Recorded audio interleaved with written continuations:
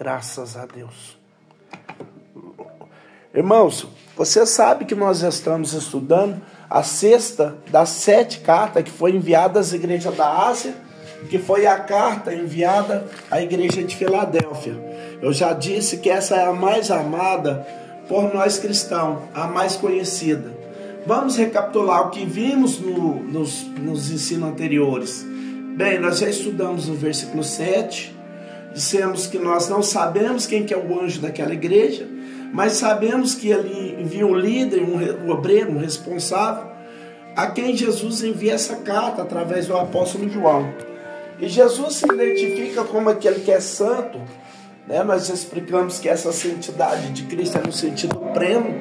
Jesus diz que ainda é verdadeiro, digno de crédito, digno de aceitação, e que tem a chave de Davi. Eu já expliquei essa chave de Davi, que é aquela chave que dá acesso ao reino, que é acesso ao Pai, é o único caminho que pode nos levar a Deus. E expliquei também o sentido dessa expressão, aquela que abre e o que fecha e ninguém abre, né? E estudamos também o versículo de número 8, Jesus disse: eu sei as suas obras, porque ele é onisciente, ele conhece tudo, e disse que colocou diante da igreja de Filadélfia uma porta aberta, e que ninguém poderia fechar, e essa porta é a porta da evangelização.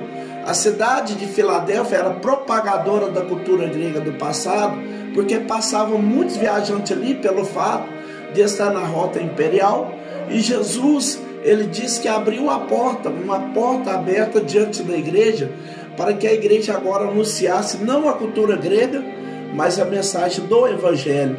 Jesus elogiou também aquela igreja, porque mesmo tendo pouca força, uma igreja sem muita riqueza, sem muita influência, mas ela guardou a palavra de Deus e não negou o nome de Cristo, mesmo em meio às aflição e às perseguição.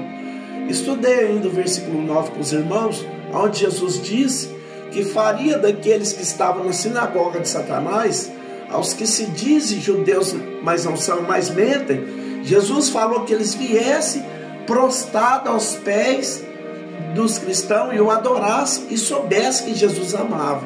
Eu expliquei que a sinagoga de Satanás tanto aplica aos falsos judeus, que perseguiam os cristãos, que fizeram da sinagoga um lugar de serviço de Satanás, porque ficava planejando como perseguir os cristãos, mas também nós falamos acerca de 2 sinagogas do gnosticismo, que havia tanto na igreja de Esmirna quanto na igreja de Filadélfia, que Jesus chama a sinagoga de Satanás, porque eles estavam literalmente a serviço de Satanás, difundindo um falso evangelho, negando, por exemplo, a encarnação de Cristo, negando a eficácia do sangue de Cristo, a expiação pelo sangue e outras heresias. Jesus diz que Jesus faria que eles viessem prostrados aos seus pés e o adorassem. Eu já expliquei que não é a igreja que vai se curvar ao judaísmo, mas é o inverso.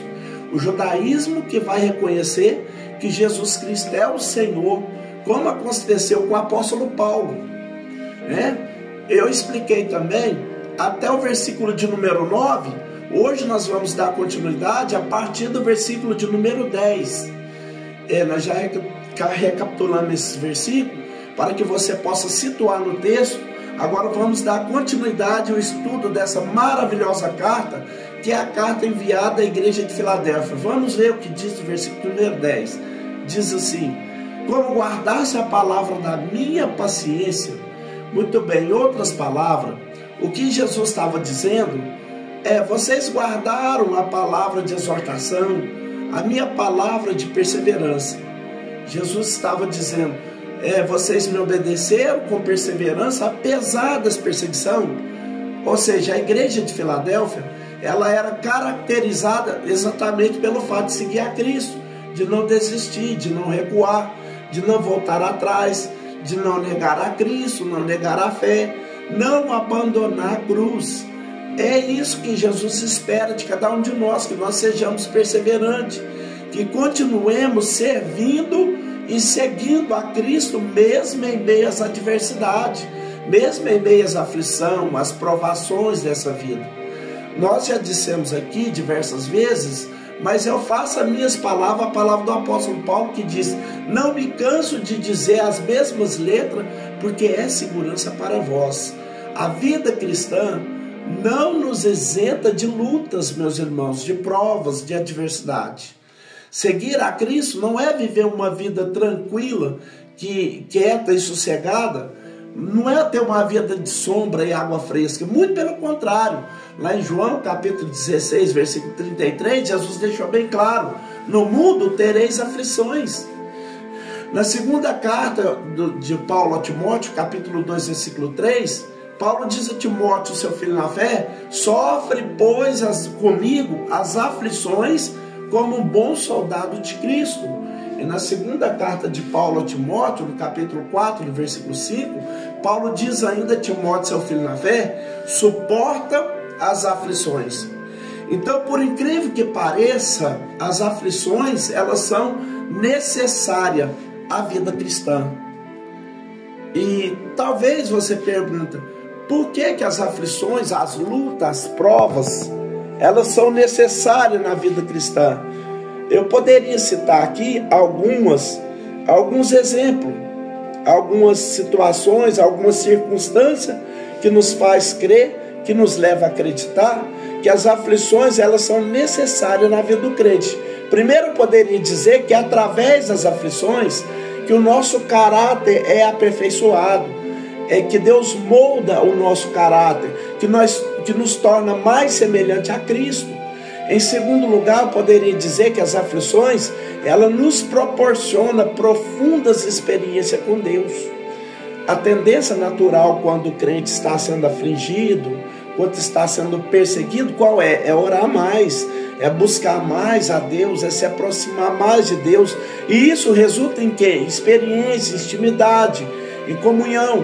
E eu poderia dizer ainda que através das provações, através das lutas, que nós vamos servindo melhor a Deus. O salmista disse isso no Salmo 119 e no versículo 67 e 71. Ele diz: antes de eu ser afligido eu andava errado, mas agora eu guardo a tua lei. Foi-me bom ter sido afligido para que eu aprendesse os seus estatutos. Então, nós podemos entender que as aflições, as provações, as adversidades são comuns na vida do crente. E é interessante nós observarmos que as igrejas mais perseguidas foram aquelas que foram mais elogiadas por Cristo. Que coisa interessante. As duas igrejas mais perseguidas das 7 foi exatamente Esmirna, Filadélfia, e exatamente as que não recebem repreensão, aquelas que recebem mais elogio. E como explicar isso, meus irmãos? Exatamente pelo fato daqueles cristãos serem perseguidos em aflições, eles se aproximaram mais de Deus, eles buscaram mais a Cristo. Então nós vamos perceber que Jesus, ele elogiou aquela igreja porque guardou a palavra da sua paciência, ou seja, não recuou, não voltou atrás, não abandonou a cruz, não negou a Cristo, persistiu, perseverou, né? E o que foi que Jesus prometeu para aquela igreja? Que perseverou em segui-lo, que não recuou, que não voltou atrás, que não abandonou a cruz. Veja o que ele diz. Jesus diz: como guardaste a palavra da minha paciência, também eu te guardarei da hora da tentação que há de vir sobre todo mundo para tentar os que habitam na terra. Então essa expressão, embora seja dirigida originalmente à igreja de Filadélfia, ela aplica-se à igreja do arrebatamento. E nós cremos nisso. A igreja será guardada do período sombrio da grande tribulação. Eu vou citar esse texto em outras versões. Nós tivemos o cuidado de pesquisar para fazer aqui uma comparação. Por exemplo, na versão Almeida, revista e atualizada, diz assim: você guardou a palavra da minha perseverança, por isso eu também o guardarei da hora da provação que há de vir sobre o mundo inteiro, para pôr à prova aqueles que habitam sobre a terra. Na nova versão internacional diz assim: Vejo que se guardou a minha palavra de exortação, uma perseverança, eu também o guardarei da hora da provação que está para vir sobre todo o mundo, para pôr à prova aqueles que habitam na terra. E da nova versão atualizada, Nova Almeida atualizada, diz assim: você guardou a palavra da minha perseverança, por isso eu também guardarei da hora da provação que adivinha sobre o mundo inteiro, para pôr à prova os que habitam sobre a terra. Então observe que nessas três versões nós citamos, Jesus promete guardar a igreja da hora da provação que adivinha sobre todo mundo, sobre o mundo inteiro. Por essa razão nós cremos que a igreja não estará na terra durante os 7 anos de tribulação. Nós cremos que a igreja será arrebatada antes. Bem, talvez você pergunta, se Jesus não livrou a igreja das provações, das perseguições que ocorreram no passado, nos primeiros séculos, por exemplo, por que a igreja será guardada no período da grande tribulação? É simples. É que o período da grande tribulação, nós precisamos entender que é o período do juízo de Deus sobre os pecadores. E a igreja, nesse caso, não estará isenta, né? Nós podemos conferir isso em vários textos bíblicos. Então, observe, é algo importante para nós compreender. As perseguições do primeiro século, Jesus não livrou a igreja, porque aquelas perseguições, embora tivesse o objetivo de deter o crescimento da igreja, de calar a voz dos cristãos, mas ela trouxe um benefício. E qual foi o benefício? A igreja cresceu, a igreja se espalhou pelo mundo, já disse aqui. Eu até já ilustrei aqui e vou ilustrar mais uma vez. É como se naquele momento em que os imperadores romanos, né, naquela fúria contra os cristãos, tentando deter o avanço da igreja, começassem agora a perseguir os cristãos, jogá-los nas arenas, e os cristãos começaram a ser queimados vivos, devorados pelas feras.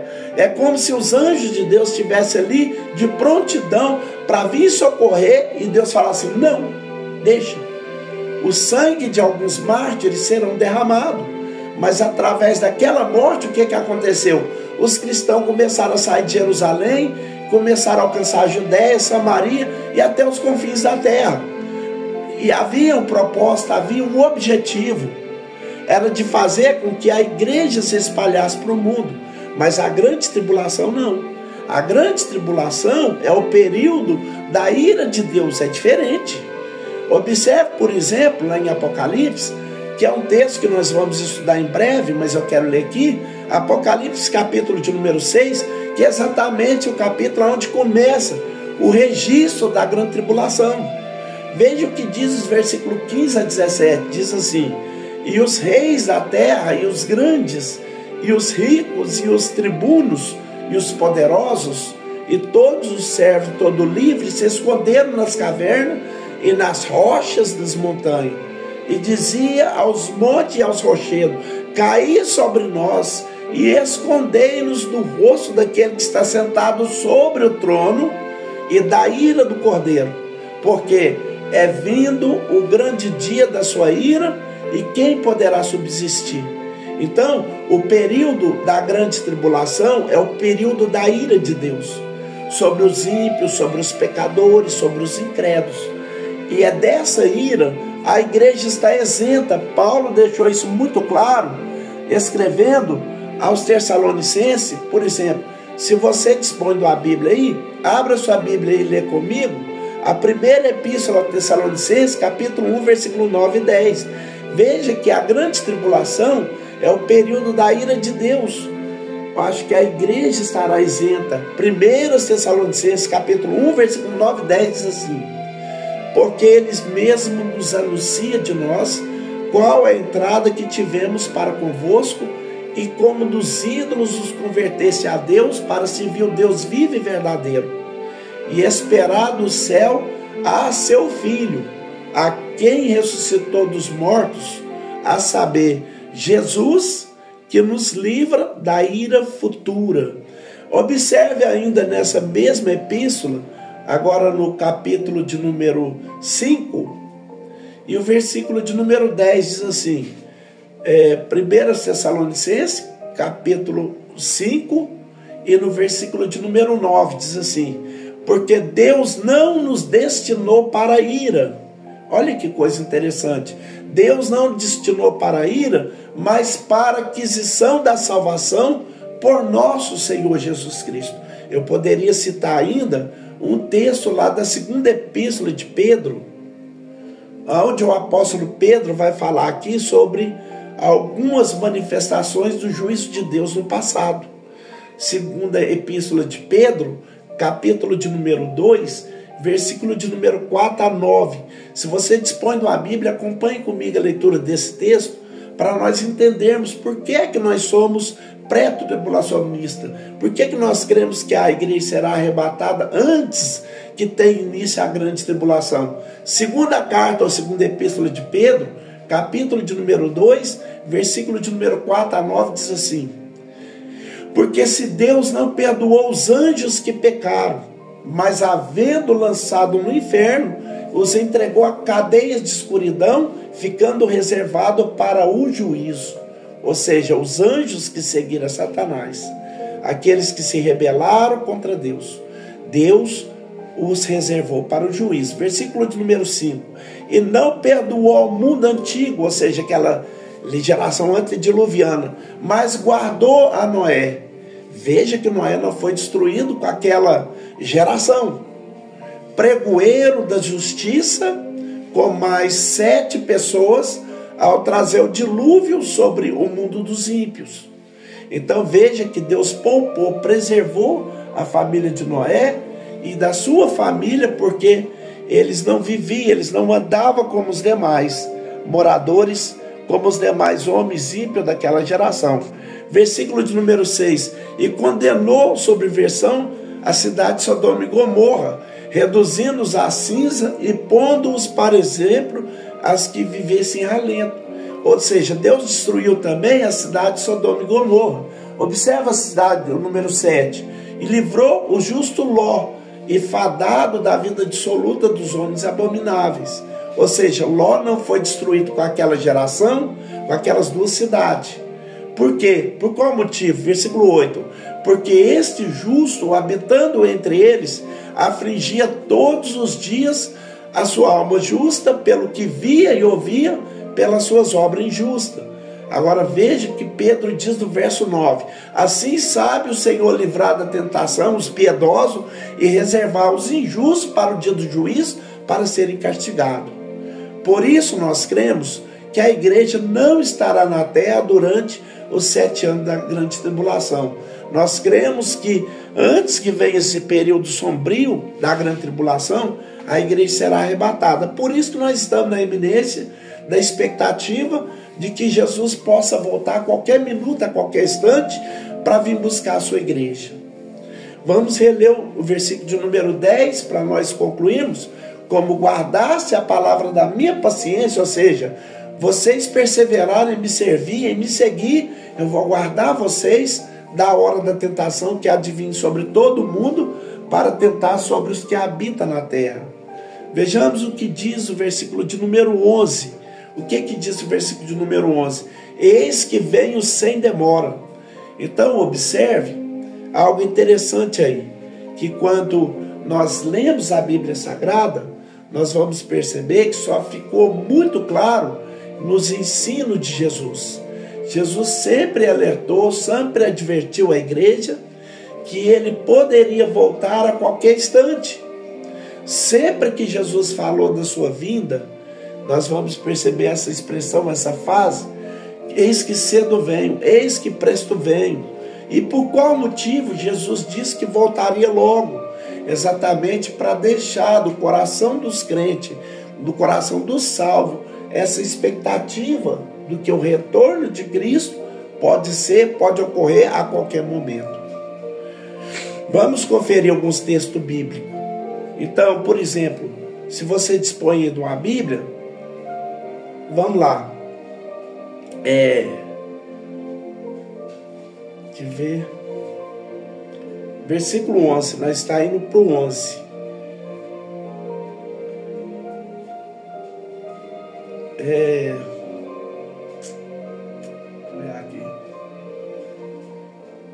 Isso. Então, se você dispõe de uma Bíblia, abra aí sua Bíblia para nós ler alguns textos. Apocalipse, capítulo 3, versículo 11. O que Jesus disse? Eis que venho sem demora. Ou seja, ele estava falando da brevidade. Pode ser a qualquer momento, pode ser a qualquer instante. Mas não só esse texto. Você vai perceber, por exemplo, lá no capítulo 22, que inclusive é o último capítulo da Bíblia, onde tem as últimas exortações, as últimas recomendações, que só nesse capítulo 3 vezes Jesus repete essa expressão, que voltaria rápido, que voltaria a qualquer momento. Observe, versículo de número 7, ele diz assim: eis que presto venho. Bem-aventurado aquele que guarda as palavras da profecia deste livro. Versículo de número 12. E eis que cedo venho, e o meu galardão está comigo, para dar a cada um segundo a sua obra. Versículo de número 20, ele diz: aquele que testifica essas coisas diz, certamente cedo venho. Amém. Ora vem, Senhor Jesus. Então, por qual motivo Jesus diz assim? Não se preocupe. Jesus poderia ter dito: não se preocupe, eu não vou voltar tão cedo. Jesus poderia ter dito assim: não precisa ficar despreocupado, minha volta vai demorar, não vai ser tão cedo nem tão rápido. Por que Jesus diz que eis que cedo, eis que presto venho?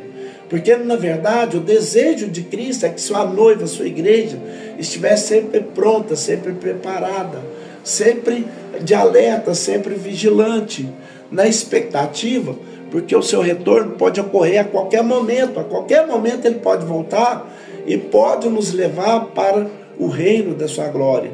Além disso, nós precisamos estar prontos, porque se Jesus não voltar, nós não poderemos passar para o reino da eternidade, né?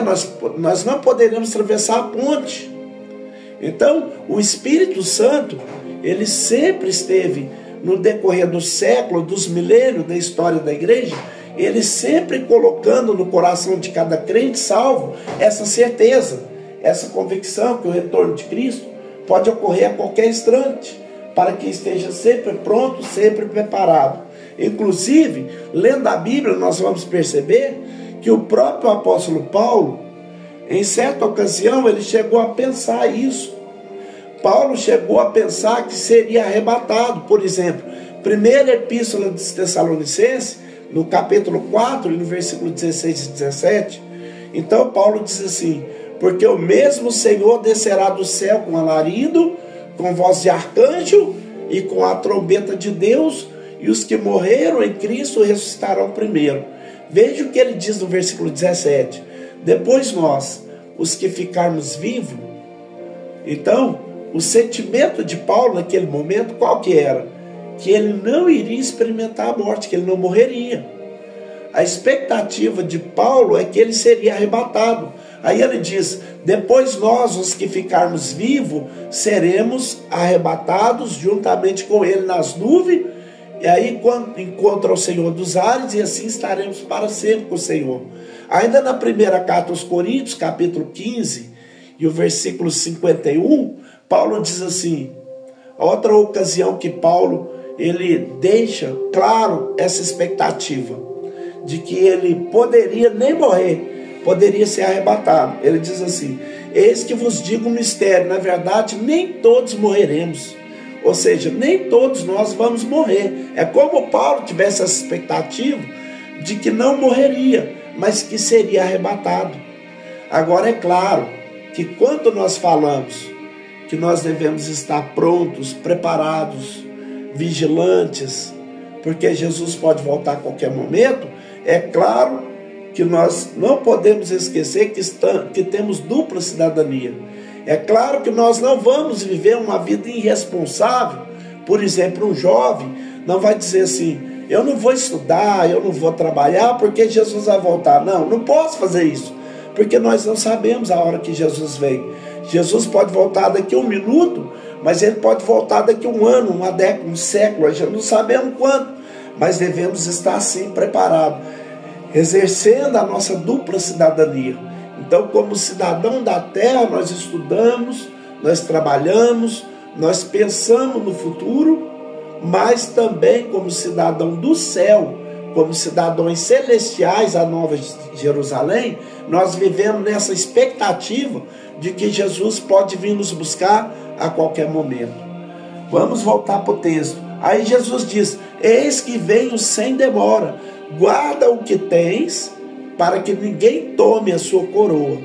Então, guardar o que tens significa guardar a fé, significa guardar a palavra de Deus, guardar sobretudo a nossa salvação. Nós já dissemos aqui que a nossa salvação é o nosso maior tesouro, é a nossa maior recompensa, meus irmãos. Nós já dissemos aqui que não existe maior conquista deste mundo do que a nossa salvação. Jesus deixou bem claro isso. Ele diz: o que adianta o homem ganhar o mundo inteiro se ele perder a sua alma? Então, isso é o de mais valioso que nós temos. E esse verbo guardar, lá no original grego, significa vigiar, conservar, significa manter, preservar, porque eles já haviam recebido. E nós também devemos guardar aquilo que nós recebemos, guardar a nossa coroa, preservar a nossa salvação. É interessante que os cristãos de Filadélfia estavam bem espiritualmente. Nós observamos que Jesus não repreende aqueles cristãos. Jesus não traz nenhuma palavra de repreensão àquela igreja. O que nos ensina, o que nos mostra? Que espiritualmente eles estavam bem. Mas mesmo assim havia necessidade de guardar o que eles tinham. Mas por qual motivo Jesus disse que eles deveriam guardar o que eles tinham? Vamos ver o texto mais uma vez. Observe o que diz o texto: guarda o que tens, para que ninguém tome a tua coroa. Então, quando Jesus disse para que ninguém tome a sua coroa, é porque existe alguém que deseja roubar a nossa coroa. E você sabe disso, que é o diabo, que é Satanás, o maior inimigo de Deus, o maior inimigo do homem e, consequentemente, o maior inimigo da igreja. E ele está bramando em nosso derredor, buscando ocasião, buscando oportunidade para roubar aquilo que de mais precioso que nós temos. Vamos ver alguns textos bíblicos. Por exemplo, Satanás, o nosso adversário, ele é tão astuto que ele foi tentar o próprio Filho de Deus. Nem Jesus escapou da tentação. É claro que Jesus nunca pecou, né? Mas Jesus foi tentado. Capítulo 4 do Evangelho escrito por Mateus nos mostra isso. Que Jesus estava lá no deserto, estava jejuando. Era um período, vamos dizer assim, de transição, onde Jesus deixaria a vida de um judeu comum para iniciar o seu ministério. Estava se aproximando o momento de Jesus chamar os 12 apóstolos para ensiná-los, para prepará-los. Estava no momento de Jesus começar a realizar muitos milagres lá na Judéia, na Galileia. E Jesus, como homem, né, ele sentiu essa necessidade de passar mais tempo a sós com Deus em oração. Deixou a família, deixou a carpintaria, isolou-se, foi orar sozinho, porque precisava chegar mais perto de Deus, sabendo da grande missão, da grande responsabilidade que estava sobre os seus ombros, sabendo que ele iria iniciar o ministério, que estaria lidando com as multidões, precisando ensinar, curar, enfim, operar milagres. Jesus vai orar, vai jejuar. E quem é que chega? Quem é que se apresenta naquele momento? Satanás, o diabo, o adversário.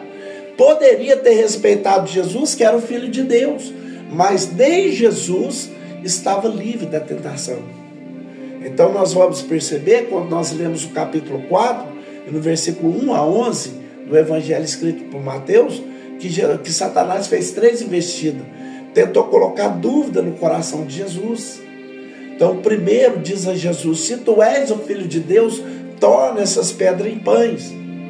Então, Ele queria que Jesus usasse o seu poder, a sua autoridade para satisfazer as suas necessidades.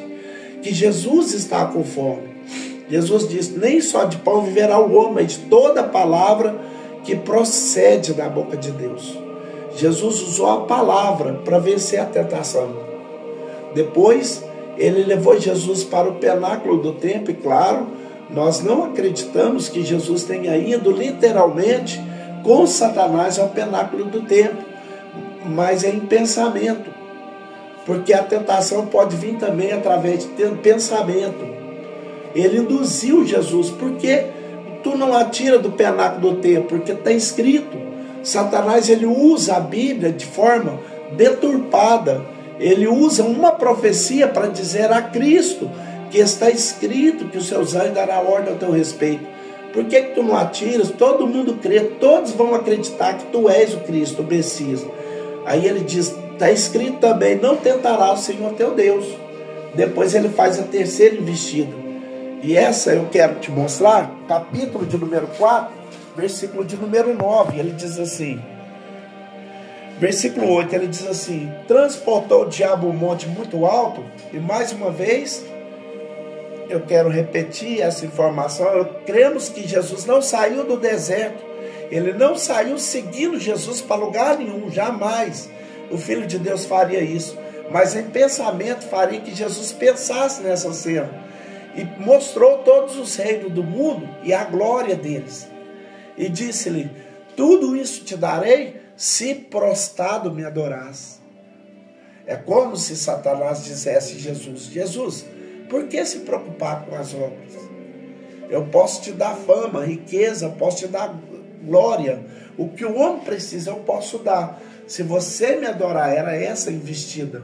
Estava em risco, estava em jogo, não só a pessoa de Cristo, mas a nossa salvação. Porque o primeiro Adão pecou, o primeiro Adão falhou, mas o segundo Adão, se ele pecasse, se ele desobedecesse, a nossa salvação estava em risco, nós não poderíamos ser salvos. Mas graças a Deus que Jesus venceu a tentação.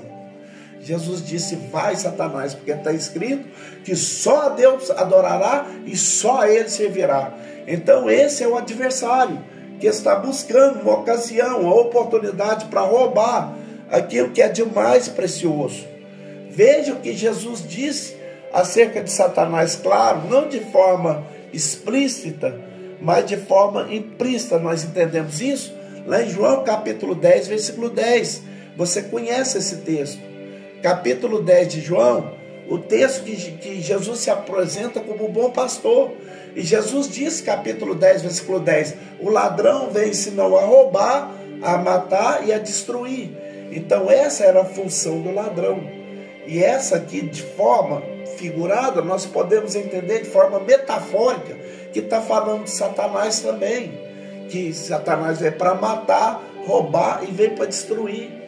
E eu poderia citar ainda a primeira epístola do apóstolo Pedro.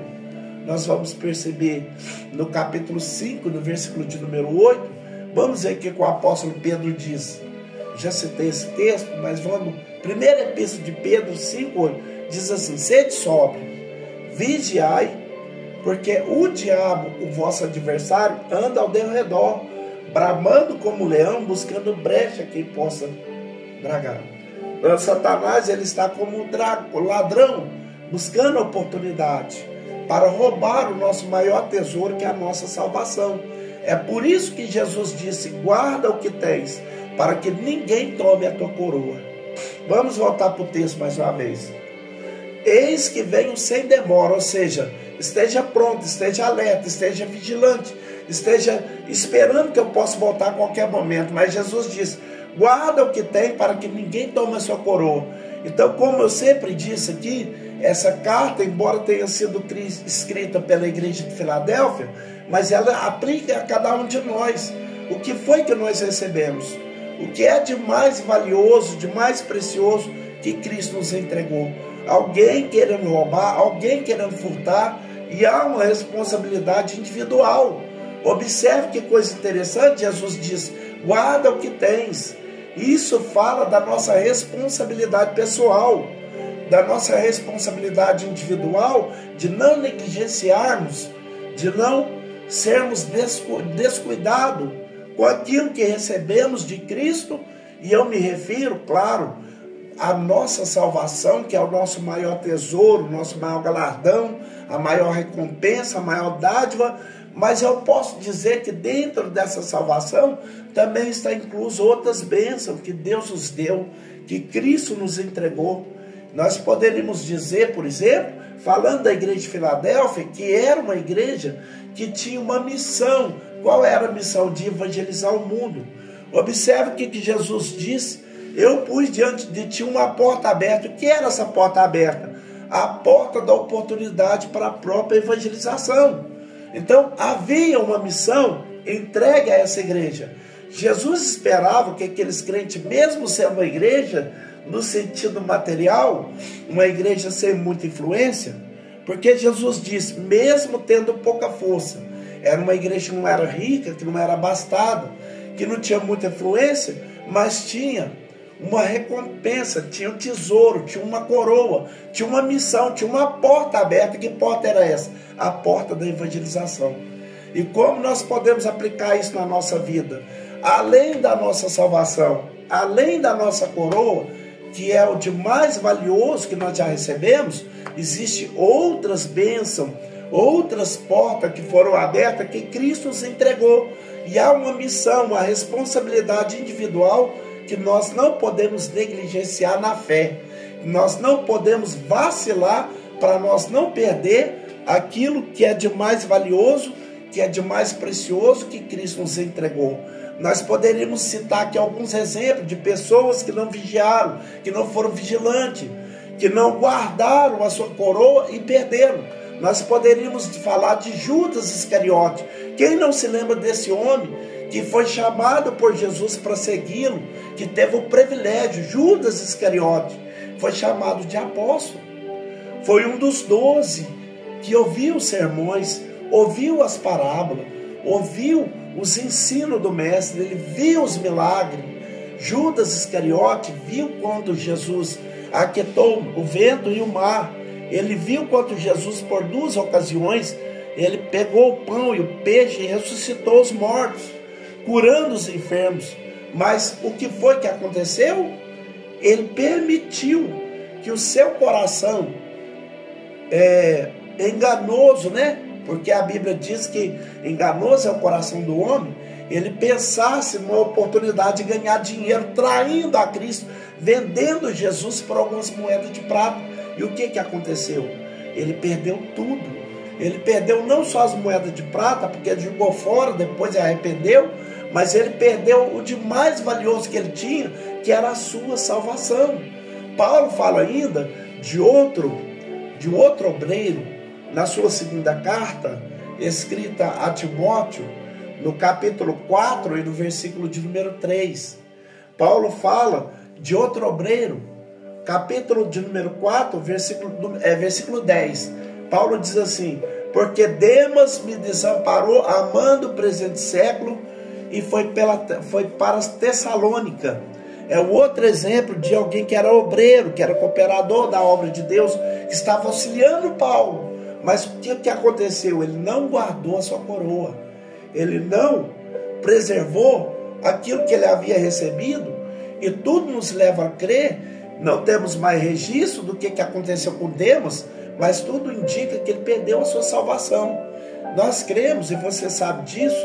Eu sei que eu estou ouvindo por pessoas de diversas denominações, e alguma dessas pessoas que estão ouvindo esse ensino, acredita numa pré-determinação e diz que o cristão não pode perder a sua salvação, que de uma vez salvo, salvo para sempre. Com muito respeito, mas eu quero te dizer que não é isso que a Bíblia nos ensina. A Bíblia nos ensina sobre a responsabilidade pessoal, individual, de preservarmos aquilo que nós recebemos, a nossa coroa, para que não seja roubada. Vamos ver o texto mais uma vez para concluir. Eis que venho sem demora, guarda o que tens, para que ninguém tome a sua coroa. Queridos irmãos, essas foram as palavras do ensino bíblico de hoje, porque, igual eu disse, eu tenho que partir esse ensino em 4 partes, para me poder estar aprofundando nele, assim, mostrando passo a passo para os irmãos e ensinando cada exemplo aqui que foi citado, não só pelos apóstolos, não só pelos discípulos, não só pelos profetas do Velho Testamento e do Novo, mas também pelo próprio Jesus, né? Coisas concernentes à nossa salvação, coisas concernentes à vigilância, né? Isso é muito interessante. A gente está fazendo uma retrospectiva da vida dos apóstolos, da vida dos nossos ancestrais na fé, para a gente estar tirando experiência para tocar o nosso barco. Irmãos, uma das coisas que eu já finalizo aqui, né? A parte introdutória do ensino bíblico já encerrou. Quero introduzir agora as minhas palavras como servo do Senhor. Coisa que eu observo muito, sabe o que é? É que as pessoas hoje em dia ela quer ficar vivendo de comparação, né? E nós não temos que ficar fazendo comparação. Nosso chamado é único. Deus chamou cada um pelo seu próprio nome. Cada um tem um nome diferenciado. Portanto, se você for em Apocalipse capítulo 20, no versículo 15, está escrito assim: e aquele que não foi achado escrito no livro da vida foi também lançado no lago de fogo. Então, quer dizer, cada um tem um nome, né? Não adianta você ficar, não, Maria não quer trabalhar, o José não faz nada, Bertano fica atrapalhando o culto, Ciclano está fazendo. Nós não temos que observar ninguém, o que faz, o que deixou de fazer. A nossa índole é apresentar nossas obras, trabalhar e fazer bonito para o Senhor Jesus, porque a recompensa virá, meus irmãos. O nosso trabalho, ele não é vão no Senhor. Amém? O nosso trabalho nunca é vão no Senhor. Tudo que nós estamos fazendo na obra de Deus, com certeza vai ter uma bela recompensa para a glorificação do nome do Senhor Jesus. Graças a Deus. Louvado seja Deus. Queridos, vamos já fazer a oração da fé. Eu estou um pouquinho com a cabeça meio doendo. Eu vou encerrar esse áudio aqui. Eu creio que os irmãos entenderam um tópico, né? Semana que vem nós vamos finalizar esta carta de Filadélfia para a gente estar entrando na de Laodiceia. A gente vai fazer mais 4 tópicos da Laodiceia e depois a gente vai estar entrando, né, no capítulo 4 do Apocalipse. Irmãos, vai ficando só melhor, né? A nossa compreensão vai ficar bem clarinha para a gente ter uma noção limpa do que se trata o livro do Apocalipse. Amém? Deus abençoe a vida de todos que fizeram presença até agora. Vamos já fazer a oração da fé. Querido e eterno Deus, muito obrigado pelas tuas preciosas e gloriosas palavras que foi citada aqui, Senhor, em cada tópico, mostrando versículo por versículo. Entramos em alguns livros, na vida de alguns discípulos, apóstolos. Deus, e foi muito precioso tudo que o Senhor inspirou no nosso coração aqui, Pai.